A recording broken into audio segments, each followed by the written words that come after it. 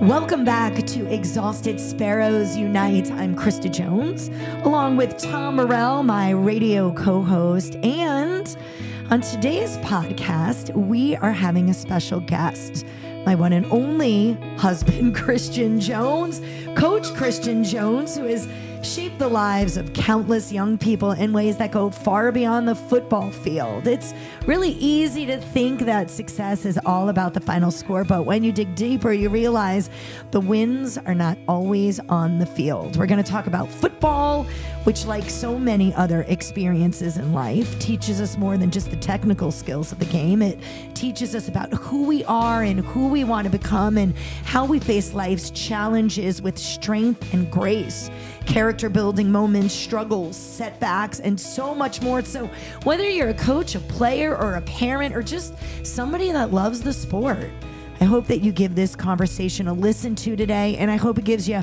a fresh perspective on what success truly looks like.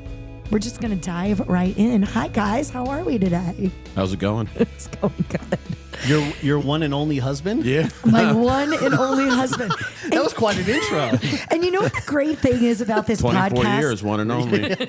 I refuse to edit these podcasts because the whole point of this podcast is we're authentic, we're living our most vulnerable, graceful life, and I just don't care. And so it's so interesting when we started doing this, Chantel said, oh gosh, I'm going to have to go in and I'm going to have to edit. And I talked to other podcasters and they're like, we spent a couple hours on editing, and I'm like, we're not doing it. No.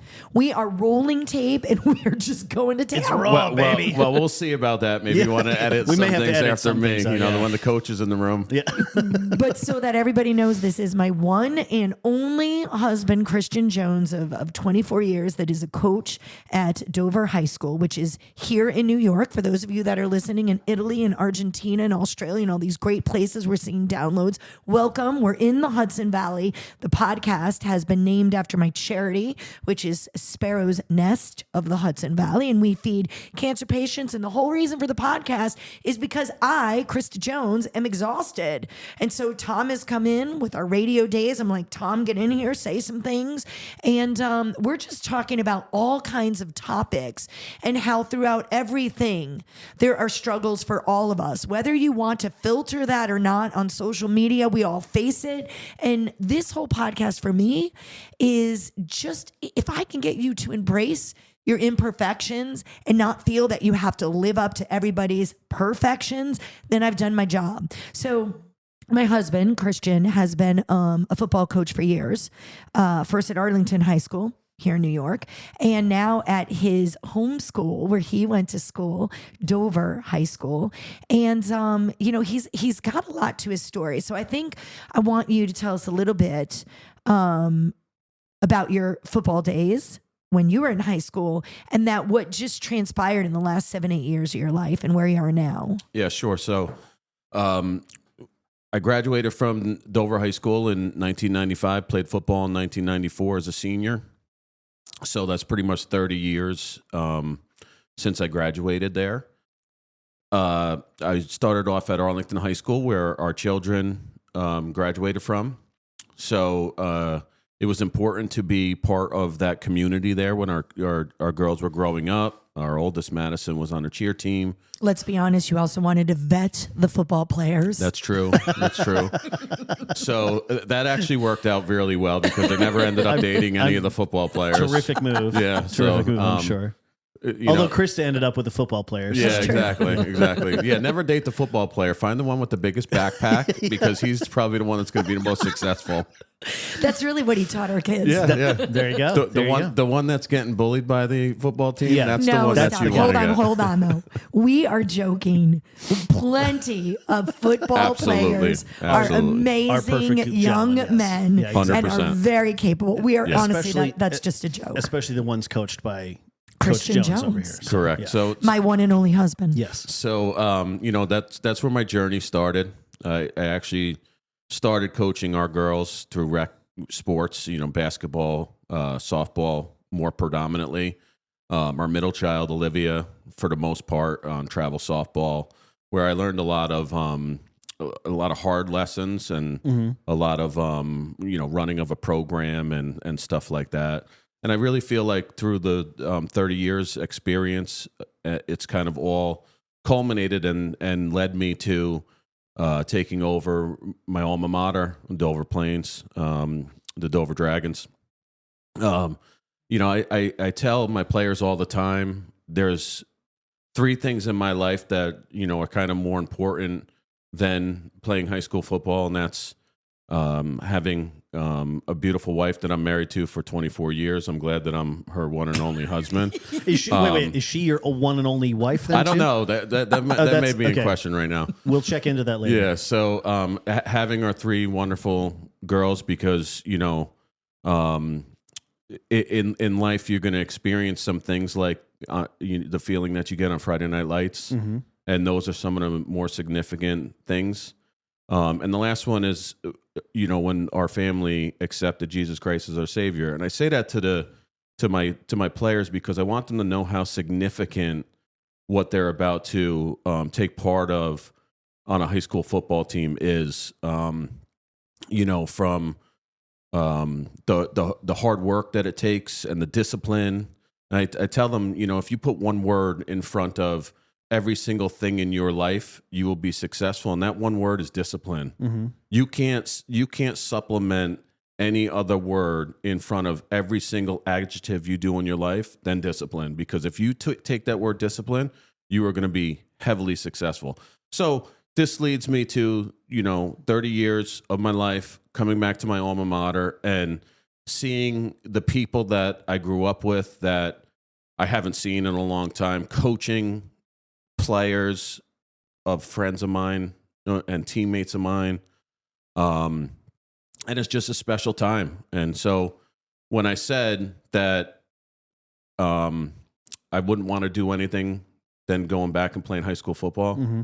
right now that's wrong, because I feel like coaching, I have more of a opportunity to influence and get into the lives of these individuals, where when I was playing, it was more for myself. I think I have to interject here because, too, I think part of the cool thing about the fact that you're coaching now is, we go to a local church that we've really become a big part of. And I think what happened is it started stirring in Christian that he wanted to influence young men in a positive way. Anybody can be a coach. I'm not saying that to be disrespectful, but I think, this vision that you wanted to bring more than just the wins on the field to these young men. You wanted to teach them respect and believing in themselves and putting others first and all of these great life lessons. Some kids have no other opportunity to have a mentor in their life than they do on the sports field. So I think, it was really cool to see that as he started growing, you, Christian, as a, spiritually, it was really cool to see that you felt that you should then put yourselves in the lives of others, the younger generation, to kind of mold them into being just amazing young men, and women. Yeah. So one of the biggest things that I wanted to make sure happened when I went back to Dover is to make sure that no one on my team or player on my team would not be able to do something because of money, right? So we got involved in a lot of fundraisers that we did as a program. And I'm happy to report that every single thing that we've done, whether it's camps, whether it's varsity letter jackets, no kid is deprived of that. That's really awesome. Yeah. That's really cool. And because everything's so superficial in this world, right? Exactly. Yeah. I would never want one of my players not to have a jacket and not have a varsity letter jacket and walk down the hall. That's an important symbol. Because I remember that. Yeah. You know what I'm saying? And I think as a coach, if you don't take a stance like that and you don't because there's players on my team that need the program more than the program needs them. 100%. And those are the kids that get left behind. Yeah, unfortunately. And I say it all the time. Like we need to develop, we need to build, and we need to not only develop football players, but when we're developing human beings, right? They may not be the best football players. And next Sunday we have our award banquet. I don't have MVPs. I don't have awards that take kids and put them in a light where they're better than the other kids. I have awards about work ethic and giving us good looks on a defense, or an offense, leadership, and stuff like that. Yeah. So that was one of the biggest things for me when I went to Dover, is that I'm going to show these kids things that they probably haven't seen yet. Last year for the spring game, we took 2 buses down to West Point and we watched the black and gold game. Mm-hmm. And we went on the field with Coach Monken, listened to him talk, and they got pictures. Some of these kids probably never been to a live sporting event. Yeah, it's more about the growing of a person than it is about the X's and O's. I love that. So let's talk about the growing of a person. Let's talk about what a sport can teach you in real life, right? Perseverance, teamwork.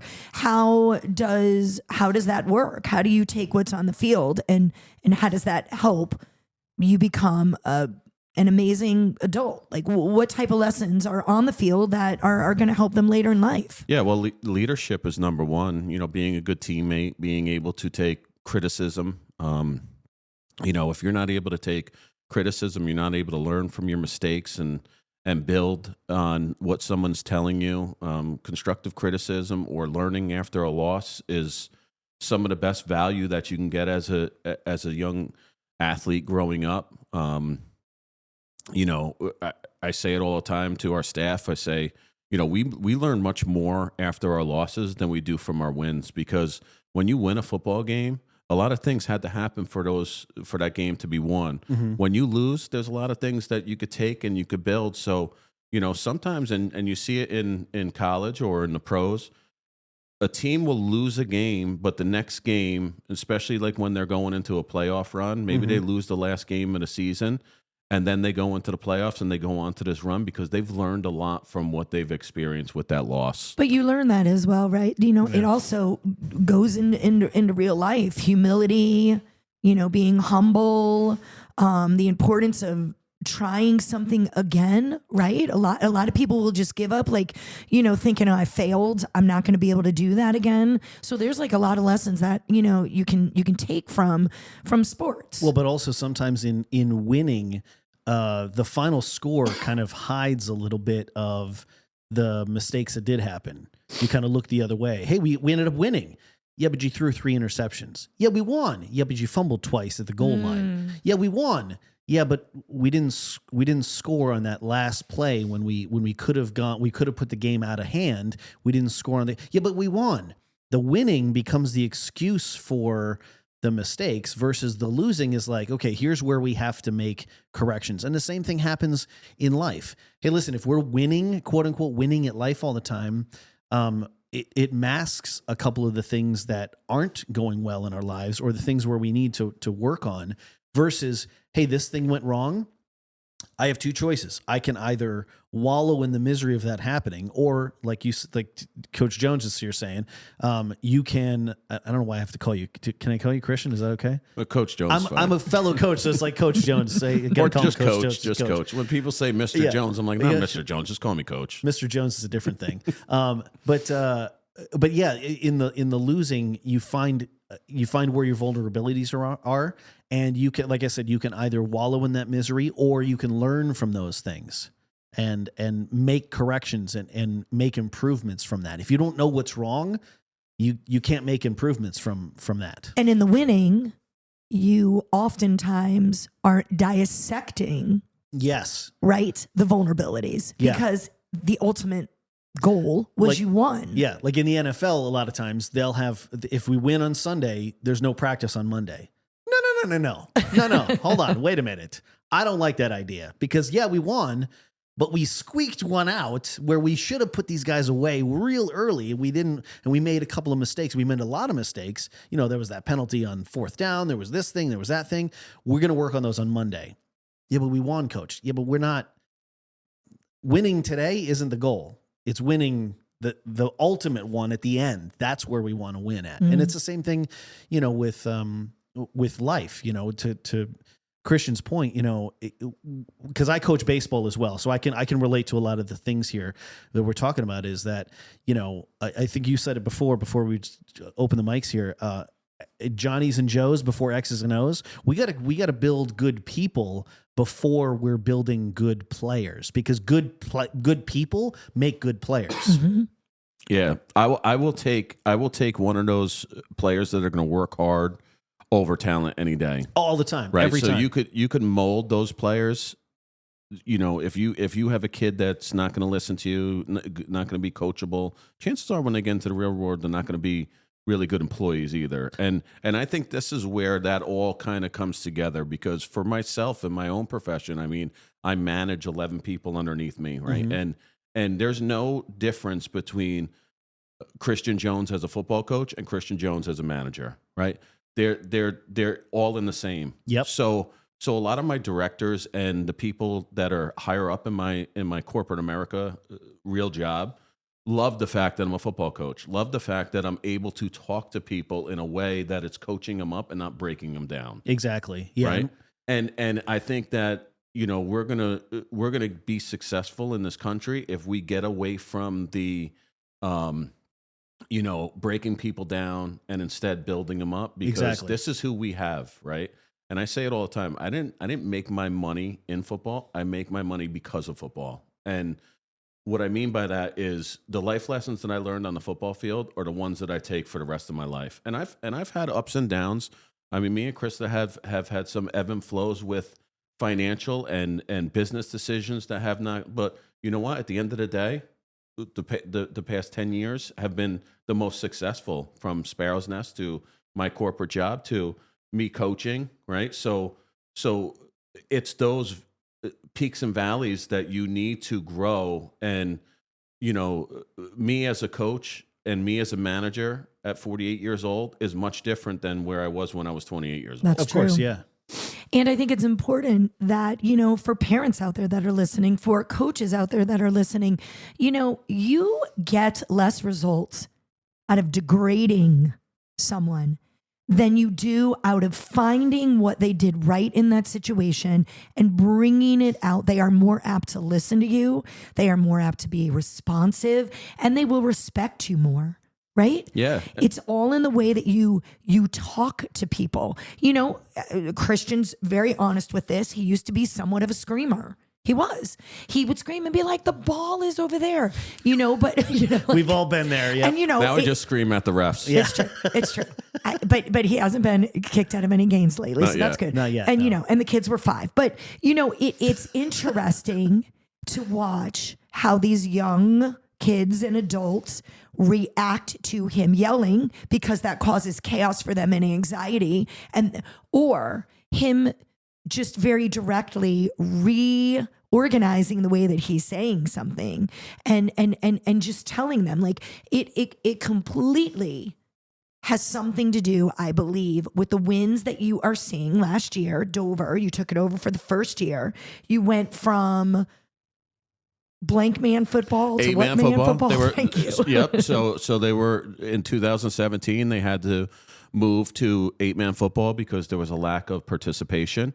So they went with that approach to play 8-man football and took the approach that 8-man football is better than no man football. So when I took over there, they actually, the staff that was in place built up the amount of kids that were wanting to participate after COVID and everything that happened from 2017 to 2023.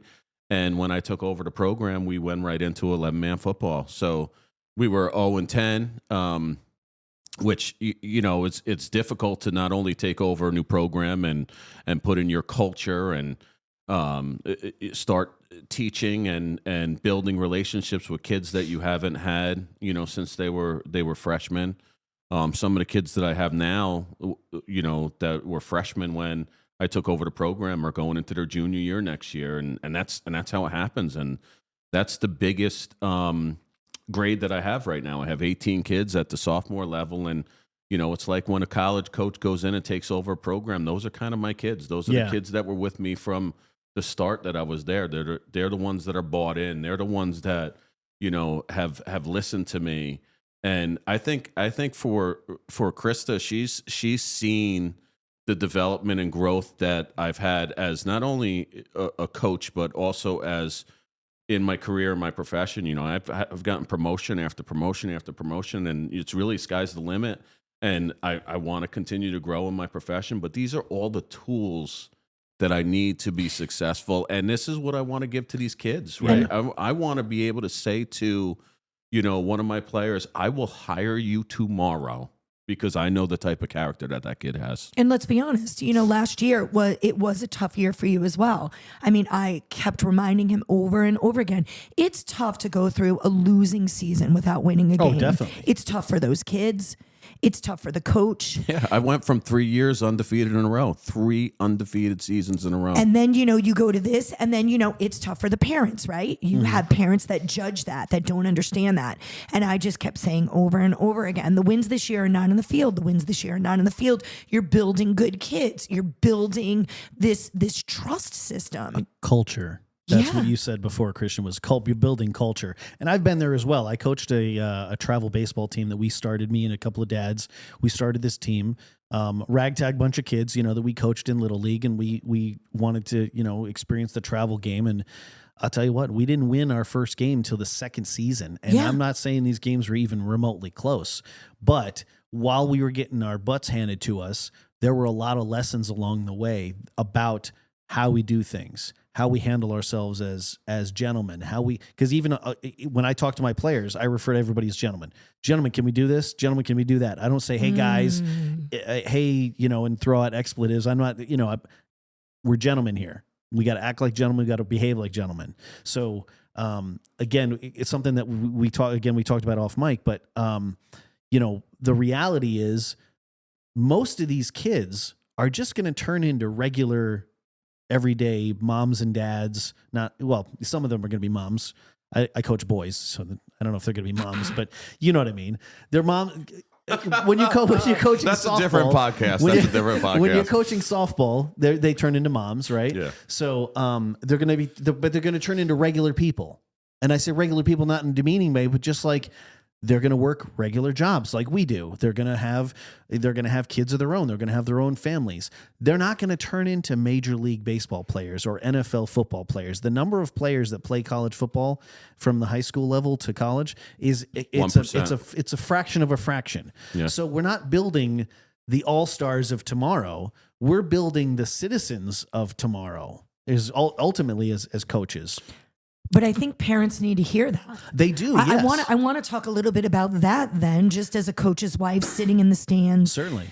Obviously, I hear things too.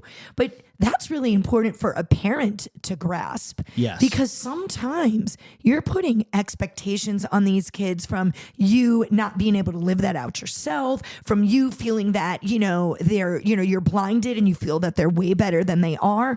And you're really doing such a disservice, not only to your child, but to the entire team, to every single coach's wife that hears you trash her husband or hears you trash other teammates because you think your child is better. I mean, we could do a whole segment on that. What are some of the things that you hear? Again, I think that's a different podcast. That is a different podcast, but these expectations. 100%, yes. Because again, I've in coaching baseball right now. There's parents that have been on the teams that have expectations that are beyond what we're coaching 12-year-old kids.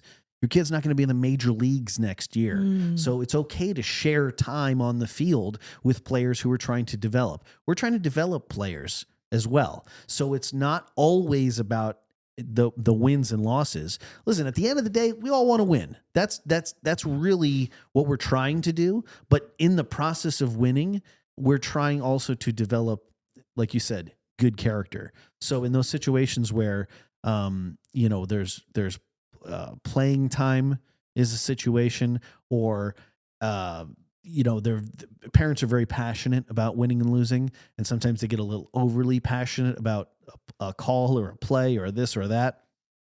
Those things are going to happen in life as well, outside of sports, and how you respond to them is kind of, you're already role playing for what how your child is going to act as well. So we talked about it before. I'd rather have 10 guys on my baseball team who are outstanding characters, who are great workers. They work hard. They keep their nose to the grindstone. They don't complain. They do their job. They are willing to learn and be coachable. They take all the good stuff. I'd rather have 10 guys like that who bat 200 versus a team full of guys who are all full of themselves, who all bat 650 and are hitting home runs left and right. I don't want to win that badly. I'd rather coach a group of guys who are going to be good human beings later on than coaching guys who are just about winning. Yeah, and sportsmanship is one of the things that I think all parents should really be teaching their kids. Like, that sportsmanship award or being a captain is more important than being a good player or a talent, because talent is something that God gave you, an ability to run fast, an ability to be strong. You have God-given talent, and then you have talent that you get from the name that's on the back of your jersey, and that's your family, and that's who you represent when you're out there. And if you're acting like a punk, right, or you're a parent that acts like a punk, what do you think your kid's going to do? Exactly, right? yes. So I was watching a college football playoff. You watch college football, yeah, right? of course, yeah. So Arizona State versus Texas, right? So Arizona State played a great game, a lot of heart, a lot of grit. I was rooting for them because they were the underdog, right? Yeah. And running back, unbelievable the way he was playing. So at the end of the game, what I got was, like the whole winning and losing with dignity. I mean, this coach could have been, really upset, showed his players how upset he was. This father, this running back could have been so upset, but I saw so much love and I saw so much empathy for his players, for what they are going through. And instead of making it about the loss, he took every single player on his team and made sure that they went and congratulated Texas and shook hands. Exactly. And this coach is like 28 years old. Like, so like to see that in that type of moment, why can't we all be like that, right? Why can't we all, there's all this talk about kindness and this and that and the other thing, right? That was just a perfect example of a man that was coaching a group of young men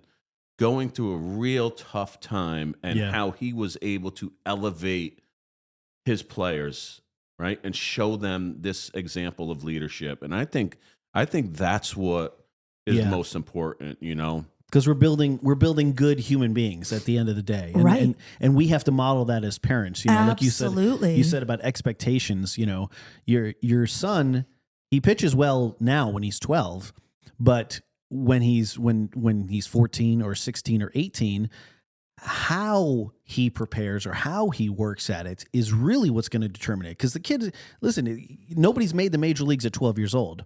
I don't have to be the best player at 12 years old. I have to be the best player when I'm 16 or 18 if I want to get into, if I do want to go and play beyond that. So really what I try to teach my kids is how you do things. The manner in which, and that's what we're talking about here, is that ultimately sports is not about the X's and O's, the wins and losses on the field. It's about preparing kids to be better adults, better citizens, better moms, better dads, better parents, better husbands and wives. You know what I mean? It's to be better people. And I think if we all focused on that more as coaches and as parents and as players, I think we would. I think we'd get a whole lot more out of sports in general from youth sports. Absolutely. I mean, parenting is everything. The way that you handle a situation will stay with your kid forever. If you are that parent that keeps calling the coach and complaining about the time that your child is out there playing, their playing time, and, Johnny is better than Billy and he should, be doing this more. One, you're degrading another child, right? Yeah, who's just Two, just as as talented. Yeah. 2, you are now taking the authority of the coach, who is the boss, and you're now challenging that. You're showing your kid traits that are not going to fare well for them in the real world. Exactly. It's not going to do good for you in the middle of, your work day to go to your boss and go, well, Johnny,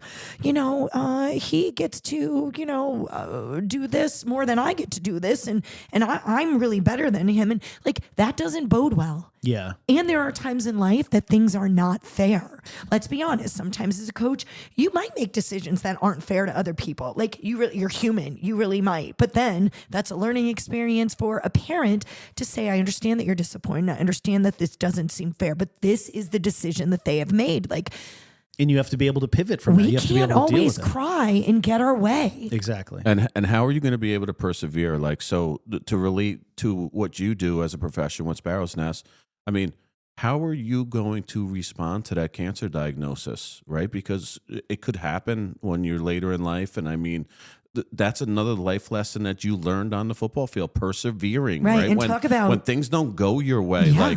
like, are you really going to worry about a loss of a game, right? Yeah. When you're faced with that type of Well, I think that's the thing, putting it all into perspective. We're putting so much emphasis on the loss of this game.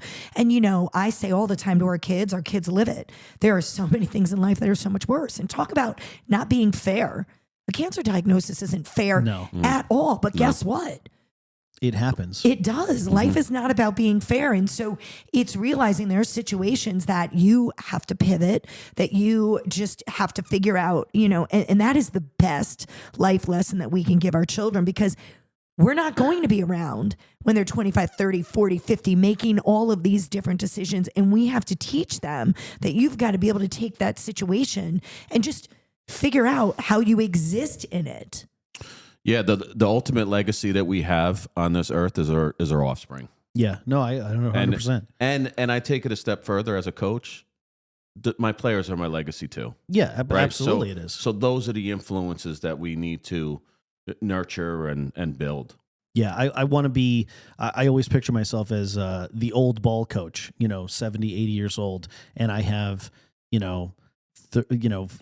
50 or 60-year-old, guys who are coming to me and saying, hey, coach, I know you're an old guy now, but I want to tell you, I'm coaching my own kid now, and I'm coaching the same way that I'm learning the lessons. I'm teaching them the lessons that you taught me back then. So thank you. That would be the biggest compliment. Yeah, I saw one of my old high school football coaches at All Sport the other day. He was getting ready to play pickleball, and he's sitting there, he's warming up, and I seen him with his racket, and I'm like, hey, coach, how you doing? He's like, I'm so proud of you, coach. Yeah. He's like, I'm proud of what you did at Dover. This is a guy that is one of my mentors, right? Yeah. To hear that from him, and he's like, hey, you want to play pickleball? And I'm like, when I'm too old to play real sport, I'll take up pickleball. But listen, every month I'm getting closer and closer to playing pickleball. There you go. Maybe we'll play pickleball together one day. Oh, guys, I don't know. There's so much that we can do to unwrap this. I think we're going to have a few episodes. Sounds I really good to do. me. You guys were absolutely amazing. I appreciate both of you being here, of course. And,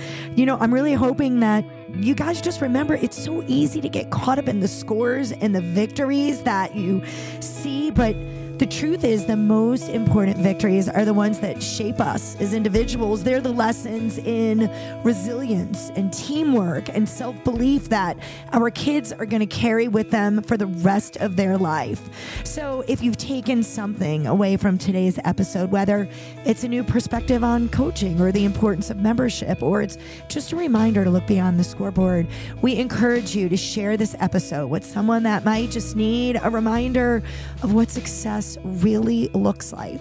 We often need to hear that the wins aren't on the field, especially when life gets tough. So until next time, remember, the journey matters just as much as the destination. The growth you experience, the people you meet, the lessons you learn along the way, they're all your true victories. Take care of yourself, keep showing up, and let's keep building each other up.